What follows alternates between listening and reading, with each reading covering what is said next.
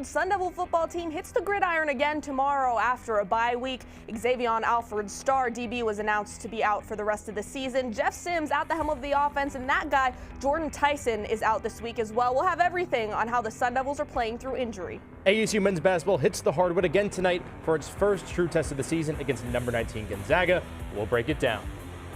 Record-breaking attendance last night at Desert Financial Arena for number 8 Sun Devil volleyball as they hosted the Territorial Cup. That's 6 straight against the Wildcats. All that and more this week on Cronkite Sports Live.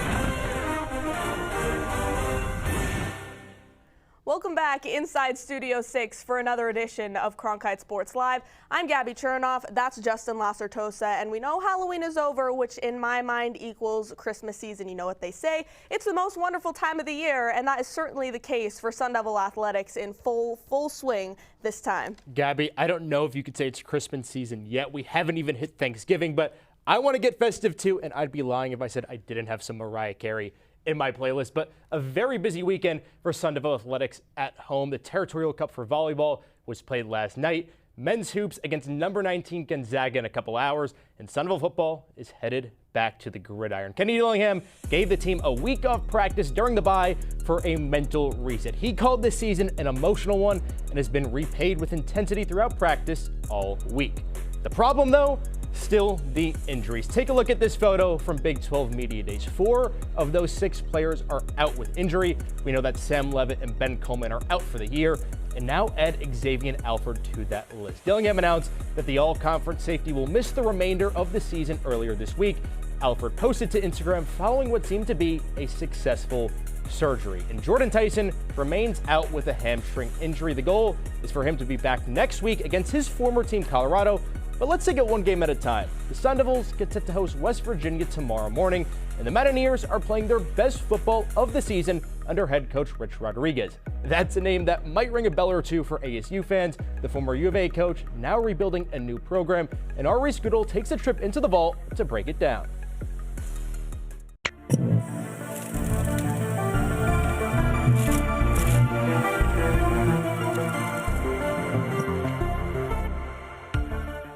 West Virginia head coach Rich Rodriguez was formerly the head coach of Arizona, the Sun Devils' fiercest rivals. Rodriguez hasn't made the trip to Tempe since losing 42-30 in 2017, as he was fired just 3 months later.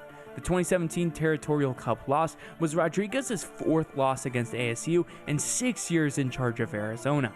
ASU's head coach in that 2017 matchup, Todd Graham, was also fired after a 7-6 campaign that season.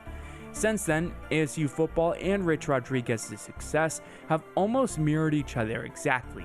Rodriguez worked 2 separate analyst jobs in 4 years after leaving Arizona before getting back on his feet as he was named head coach of Jacksonville State. In that same time span, ASU football struggled under Herm Edwards both on and off the field before appointing current head coach Kenny Dillingham to get the program back on its feet. Rodriguez led Jacksonville State to a 27-10 record across 3 seasons before getting the chance to return to his alma mater this season. Dillingham, also returning to his alma mater, led ASU's bounce back en route to a 2024 Big 12 championship. While this weekend's matchup certainly isn't a Territorial Cup, there is a chance there's hard feelings between Rodriguez and the ASU faithful. For Cronkite Sports, I'm Reese Goodall.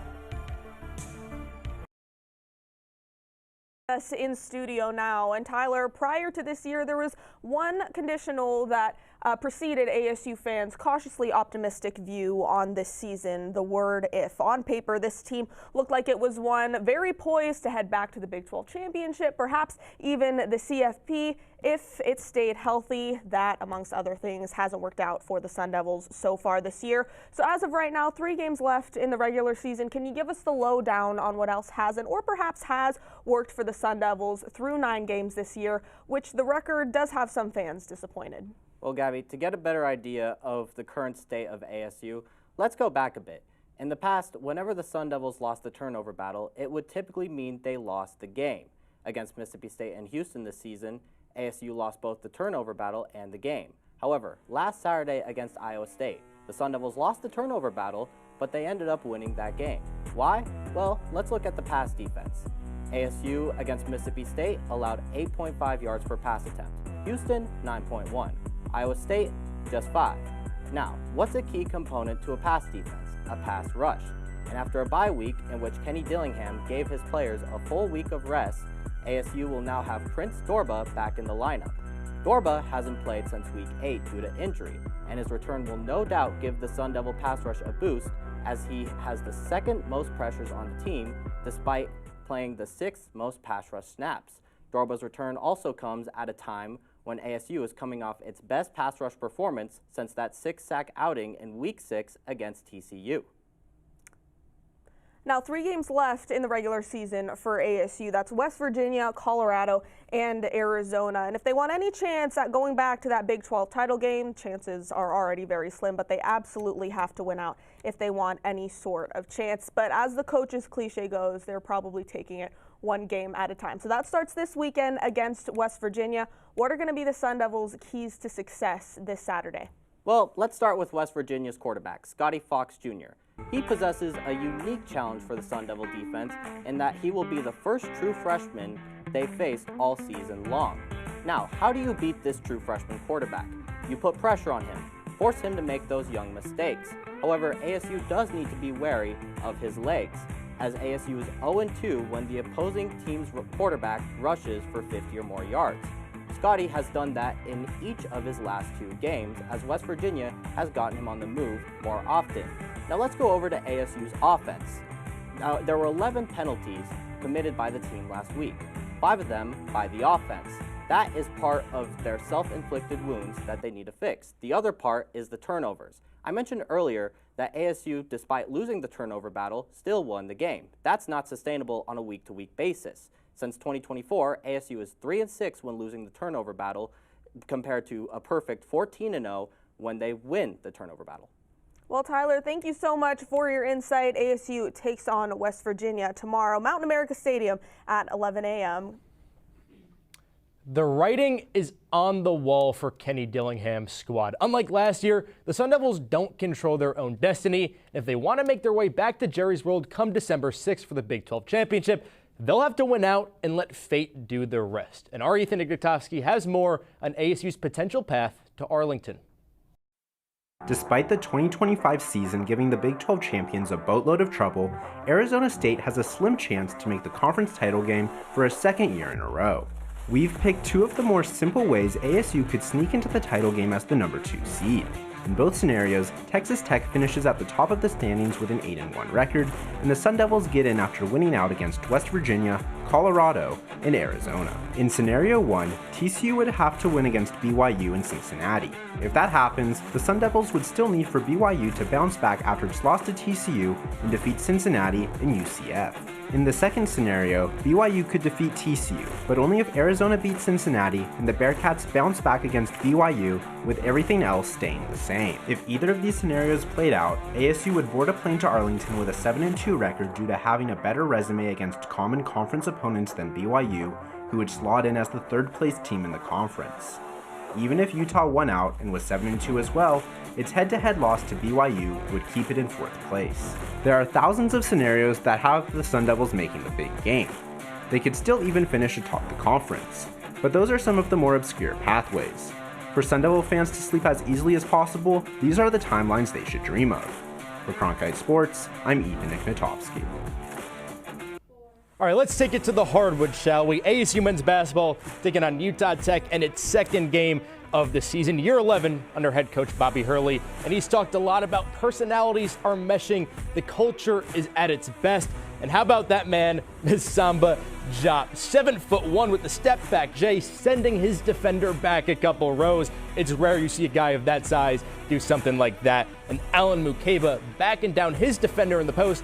That's some grown man strength right there. Bumps his shoulder into him, and he's got to let him know after the play, hey, I've been in the weight room a little more than you. A big finish from the big man. Mo Odom, perfectly places the pass to Marcus Adams Jr. in the open court. He's a pure playmaker on the floor for ASU, and now it's showtime. Jop tips the pass. Pig Johnson with the spin, the dish, and Jop finishes it at the rim. The Sun Devils with a big lead headed into the second half, and then Johnson gonna find Adams wide open in the corner for the triple. He couldn't have been more open than that. That's a very easy look. And then Mukeba gonna recover an overthrown pass. He's gonna find Santiago Truitt for the wide open triple. Offense was a little hard to come by for the Sun Devils in the second half, but they were making the most of their open looks. And Odom doing what he does best, making a play. And then Jop doing what he does best, finishing the play. Sun Devils would go on to win 81-66 to improve to 2-0 on the young season. Head coach Bobby Hurley had high praise for Jop after the game. So, I mean, and it was just net on both of his threes. So we got to find ways just to keep getting him the ball different places. Just, you know, good things are happening. You know, he's special. A chance to be really, really good. The Sun Devils are just hours away from their first true test of the season as they get set to host number 19 Gonzaga at Desert Financial Arena. Armia Bencic is reporting live from Tempe. And Mia, Bobby Hurley has raved about the camaraderie of this new-look team. Give us a little vibe check. What's there to like for the Sun Devils headed into a big matchup?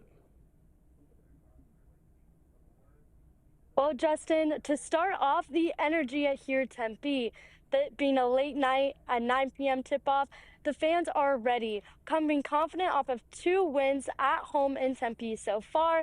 As well, they're just dominating defensively, establishing that defense identity, really holding opponents to 40%. They're able to hold opponents to 40% shooting, as well as just continuing to keep opponents on their toes, holding a consistent game. Offensively, they're really going to have to stay consistent, controlling the tempo against Gonzaga tonight. So it's definitely going to be a good matchup for the Sun Devils. And Mia, Gonzaga's been a perennial powerhouse in college basketball over the years, and they're currently one of the most experienced teams in the country. What kind of challenge do the Bulldogs present tonight? The challenge that Gonzaga brings tonight is going to be their offense of domination. They're one of the most consistent programs in the country, being rated top 25 in preseason for the last 24 years in a row. And they've been able to hold that consistency. Even with new faces, Mark Few's team has been efficient and consistent. They've been having, on average, 90 points per game, which is definitely going to be a good matchup against the Sun Devil defense tonight. Well, Mia, thank you for your insight. Should be a fun game tonight at Desert Financial Arena. I know you got a long night ahead, so I'll let you get to it. Well, the Sun Devils were certainly eating good on Mo Odom's dime after their win on Sunday. The playmaking point guard who has headlined ASU's new-look roster through 2 games. Our Caleb Harris has more on some of the fresh faces who have had success as Bobby Hurley and his squad look to flip the script on their 4-win inaugural season in the Big 12. Part of it is also, I told him before the game, if you get a certain amount of rebounds, I'll buy him lunch. So lunch is on me today. So. Along with free meals, Mo Odom has been dishing his teammates 7 assists per game. The senior point guard has been the leading facilitator on a brand new Sun Devils roster with 14 new players. Despite the inexperience, through 2 games together, their chemistry has been impressive. This year, ASU averages 18 assists per game, almost 6 more than last year. The team first play has benefited the Sun Devils' 7 international players, opening up the floor to create better looks for each of them. Big man Masamba Diop has taken advantage of this, leading the team with 16 points per game while shooting 65% from the field. Most freshmen have a difficult adjustment period, but Diop's quick start is even more impressive because he has to adjust to the faster pacing of American basketball. Another international player, Santiago Truitt, has had to make a different type of adjustment, adapting to Coach Bobby Hurley's system. After earning just 3 rebounds against Southern Utah, the Argentinian responded to Hurley's calls for more aggression in the paint with 10 boards in the win over Utah Tech. In a young season, the Sun Devils have overcome many of the expected growing pains and shown that complementary basketball is winning basketball. For Cronkite Sports, I'm Caleb Harris.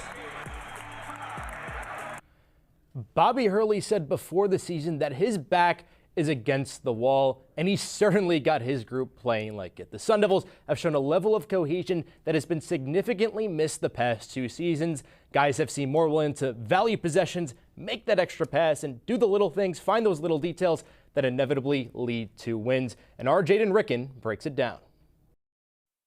Well, absolutely, Justin. We're only 2 games into the 2025 season, and the team is already looking fluid on offense.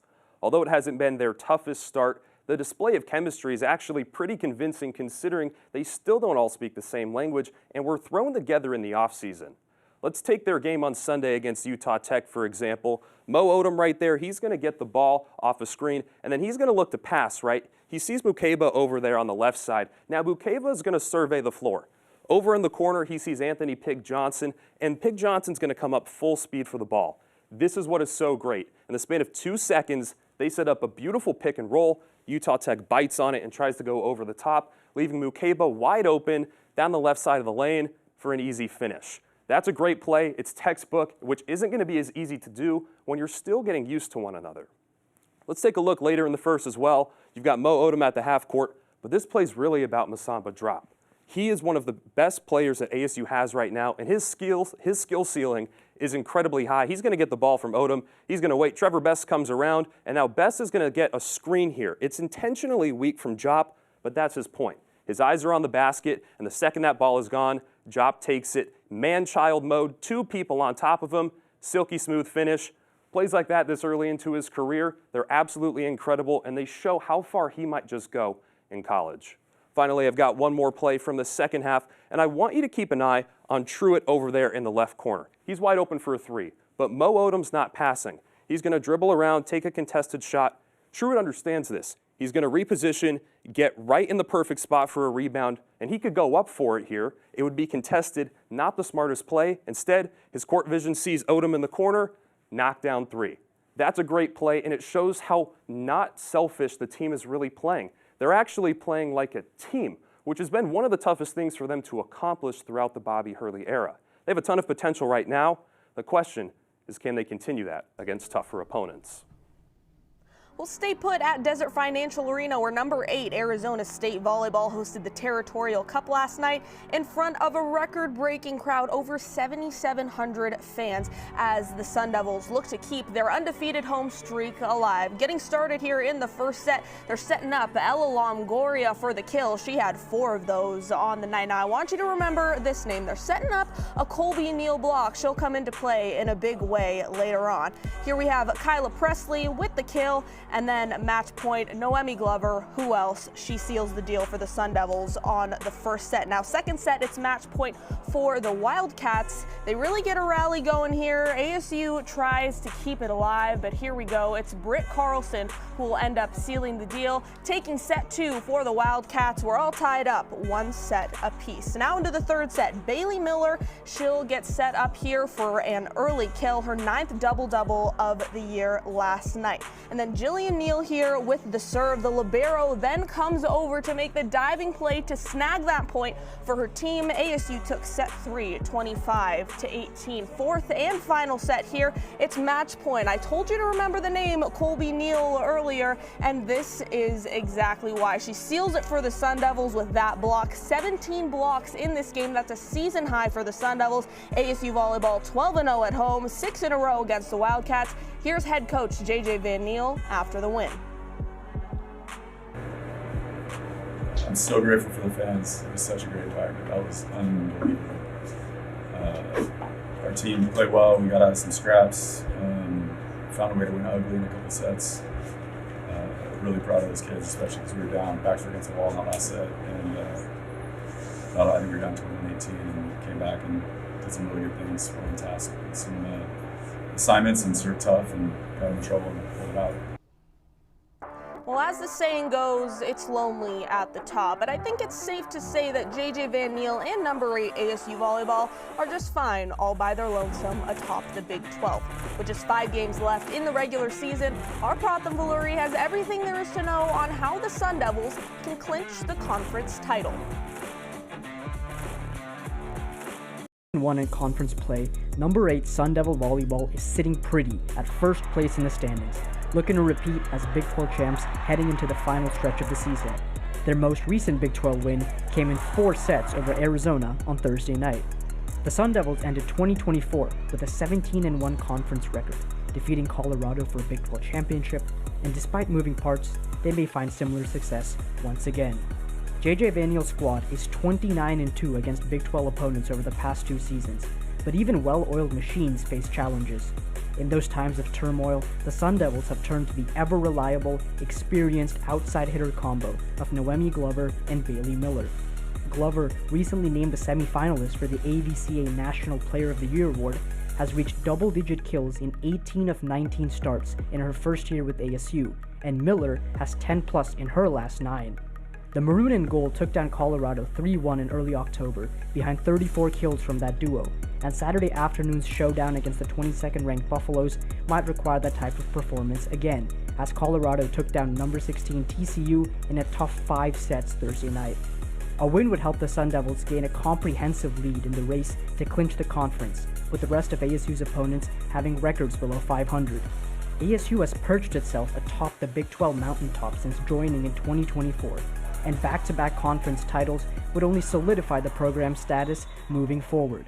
For Cronkite Sports, I am Pratham Valluri. ASU women's basketball starting out the Molly Miller era strong. The Sun Devils are 3-0 to begin the season.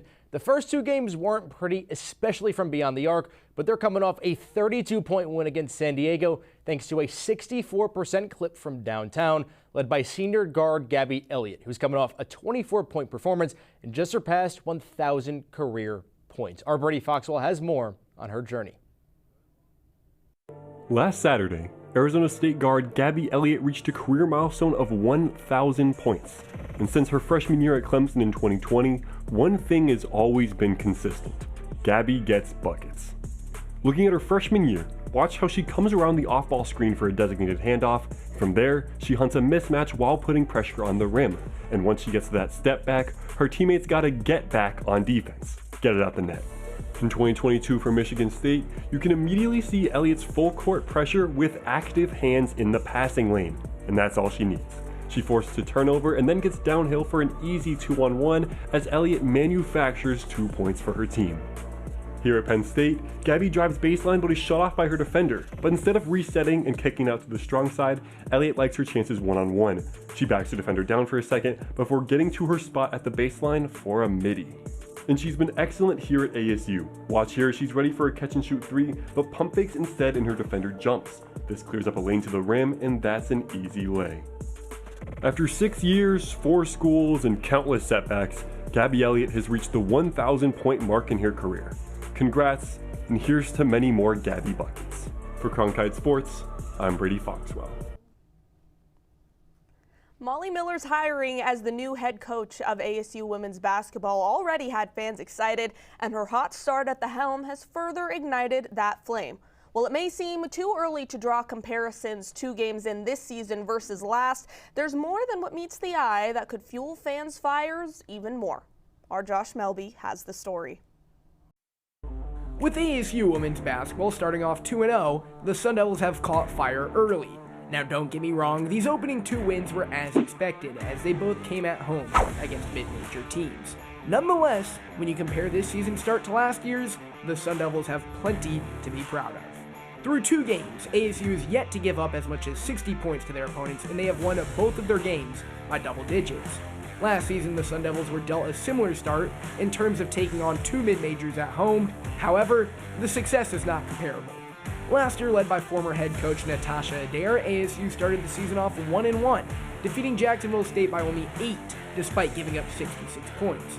Then ASU dropped Game 2 to Arkansas State, a game in which the Sun Devils lost 100-96 at home against a team that only averaged 72 points per game and had a losing record on the road come the end of the season. When you compare this year's start to last year's start, there is an obvious upgrade to ASU's defense, and it's clear that they take pride in it.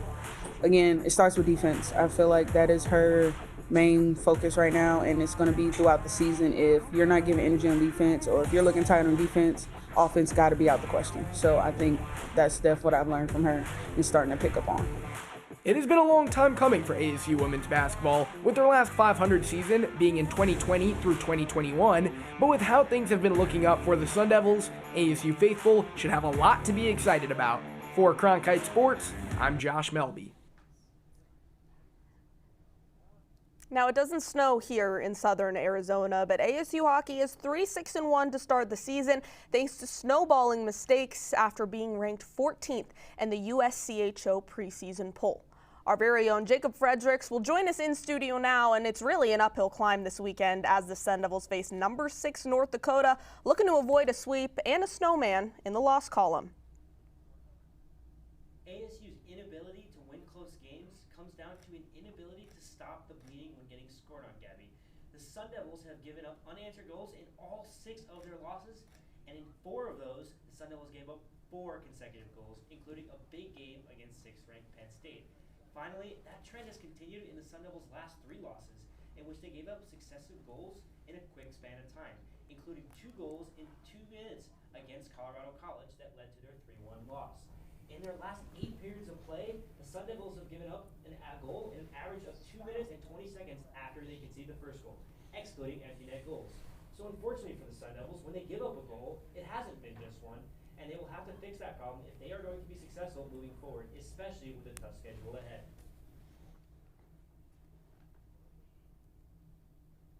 In each of the last 2 seasons, ASU hockey has lost its primary goaltender to North Dakota. And there's a good chance that the Sun Devils see former goalie Gibson Homer on the other side of the rink this weekend. But now, ASU has a tandem of its own that looks to be on opposite ends of the spectrum.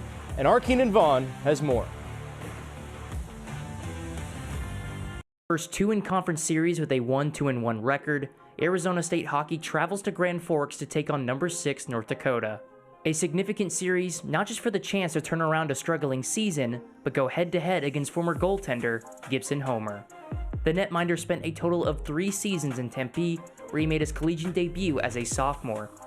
His .931 save percentage and 27 goals against in 14 games ironically caused former goalie TJ Semptenfelter to transfer to North Dakota, but the 2024-25 season saw Homer suffer a similar fate, struggling with inconsistency to the point of losing starting duties to Luke Papasic.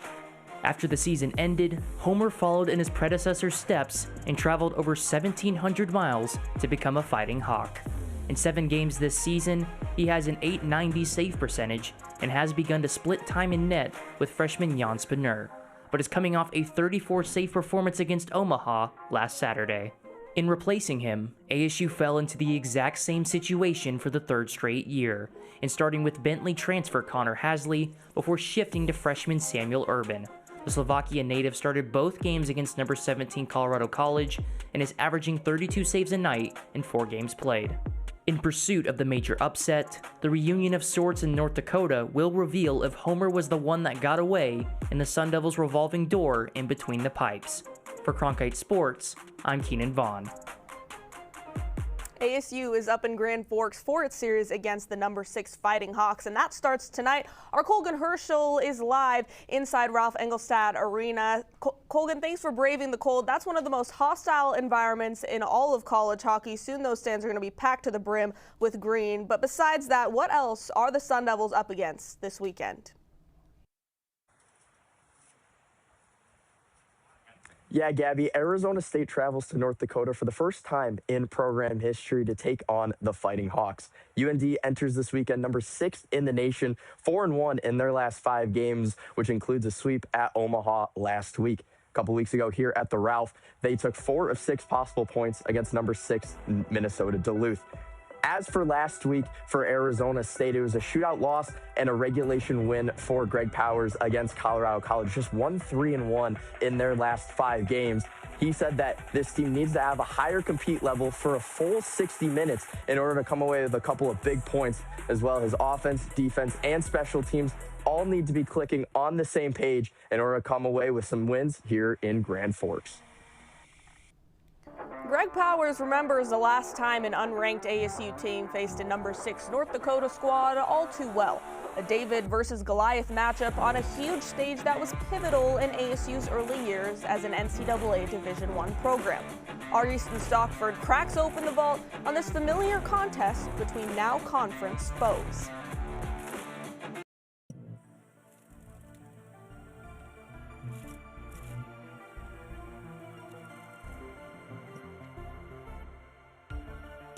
October 29th, 2022. Among the Las Vegas Lights, a struggling, unranked ASU squad took the ice against number 6 North Dakota. The very first meeting between the two schools in the USA Hockey Hall of Fame game put both teams in front of over 15,000 fans. That's 5 times the capacity of Bold Arena, which at the time was only 17 days old. With UND Green flooding the stands, the Sun Devils stunned the Fighting Hawks in a 3-goal comeback, with Robert Mastro Simone scoring the game winner to leave Sin City speechless. Coming off a 17-17-1 year and only in their 6th NCAA season, nobody gave the Sun Devils a chance against highly ranked North Dakota or any other top teams. But ASU continued to play spoiler, upsetting 4 more top 10 opponents that season, including second-ranked Minnesota just 3 weeks later, proving that the Sun Devils were right at home in the NCAA. Now heading into its series in Grand Forks this weekend, ASU is struggling and North Dakota is sitting at number 6. With a hostile environment of over 10,000 screaming Hawk fans ahead, the Sun Devils will have to turn pressure into performance on a bigger stage than normal with all odds against them. Sounds awfully familiar, doesn't it? For Cronkite Sports, I'm Easton Stockford. All right, there are some familiar names making some noise for ASU wrestling this season. Caleb and Kyler Larkin, sons of former national champion and former Sun Devil Eric Larkin, hit the mat for the first time this season and delivered big at the Michigan State Open. And our Abby Ahern has more on the duo's impact. Redshirt sophomore 149-pound Caleb Larkin and his brother, who's a highly anticipated addition to the roster, 133-pound Kyler Larkin, had their season debuts of maroon and gold this past weekend at the Michigan State Open. Kyler dominated the mat on Saturday, securing a perfect 4-0 record with 2 falls and 2 tech falls. Before the NCAA season, Kyler took home the gold at the U20 Pan Am Championships, setting himself up for a successful debut at the NCAA. Tomorrow, Kyler is expected to take on Michigan's Gage Botero, a Pennsylvania state champion, and he was a 5-time Fargo place winner. On to Caleb, who also recorded his first win of the season last weekend. He also earned himself a clean sweep with 2 falls, a tech fall, and a medical decision. Caleb is a part of the highly anticipated match tomorrow against graduate student Lachlan McNeil. McNeil comes to the mat with more experience as a collegiate wrestler and holds 3 NCAA All-American titles. The outcome of this match will show Caleb how he stacks up against the other 149-pound wrestlers in the NCAA. The Larkins come to the season with high expectations placed upon their shoulders. Their father and former Sun Devil Eric Larkin was a 4-time All-American and the national champion in the 149-pound division in 2003. The Larkin brothers look to continue the legacy their father has left. For Cronkite Sports, I'm Abby Ahern. Arizona State men's swim and dive continues to prove why it's one of the nation's elite, and no one is making waves quite like junior Ilya Karun. Fresh off a dominant run on the world stage, he's back in Tempe, picking up right where he left off, and our Marley Labinjo has more on his standout start. You wouldn't think Devils would be great swimmers, but Arizona State is currently ranked 3rd in the country for men's swimming. Leading the way, junior Ilya Karun, who might just be the best swimmer in the world for the men's butterfly. In October, Karun swam for Team Canada in the World Aquatics Cup, and he left with some hardware and cash. Ultimately, Karun took home 7 gold medals and earned a triple crown in both the 200-meter butterfly and the 50-meter butterfly. He returned to Tempe with 13 total medals in November. But he wasn't done there. Upon his return, he set 3 pool records for ASU and almost broke the record for the fastest 50-fly relay split in history, second only to himself earlier this year. Arizona State travels to Knoxville to swim against Michigan, Virginia, and Tennessee next Friday for the CSC AA dual meet, where Karun will look to make more headlines. For Cronkite Sports, I'm Marley Labinjo. Coming at you with some top plays at number 5. Been a while since we've seen Cam Scadaboo on this show. He's currently rehabbing from injury, and he posed a pretty interesting question on his Twitch stream. Do you like turn your head to eat a taco, or do you turn the taco for you? Like, are you dominant to the taco, or does the taco, like, do you turn your head for the taco? Gabby, I don't know about you. I'm dominant to that taco, but it's good to see Scott doing well. Hey, man, to each their own. I'm quite the opposite. But here we go. Mullet Arena last weekend against Colorado College. Cullen Potter grabs the attention, dumps it off to Jack Beck. That would be the Sun Devils' first and only goal in their 3-1 loss to the Tigers on Saturday. And staying on the rink for number 3, that's Jack Beck again. Finds Bennett Shimek for the assist. ASU comes back down 3-0 against Colorado College. It's just so nice. We had to show you twice. I told you to watch out for this name earlier. It's Colby Neal with the block to get the 3-1 win over U of A in the Teacup last night. And coming in at number 1, if you didn't know the name before, now you do. Masamba Diop, shaking and baking, breaking his defender's ankles. Reminds me of a certain 7'5" guy out in San Antonio. Watch now as he gets open on the break in the open court and finishes above the rim for the emphatic slam. And Gabby, that's someone who didn't have a lot of film on him coming into Tempe, so a home run of a pickup for Bobby Hurley and his staff. But I want to take it back to the top of the show. You said you're feeling festive. It's almost Christmas season. What's at the top of your Christmas list? Well, it's my favorite time of the year, so I just want to get there as soon as possible. But my $10 Amazon wallet has kind of fallen to shreds a little bit, so a nice new wallet's at the top of my list this year. For sure. I haven't thought too much about it lately, but our incredible managing editor, Ryan Myers, gifted me this awesome pen. I think it made me look a little more professional. I agree. So thank you, Ryan. SVP up here. Absolutely. Thank you, Ryan. Makes me look a little better on camera. And another thank you to our producer, Jason Teeter, director, Ronan Haycoop, and our entire crew in the control room. For Gabby Chernoff, I'm Justin Lastertosa. We'll talk to you guys soon.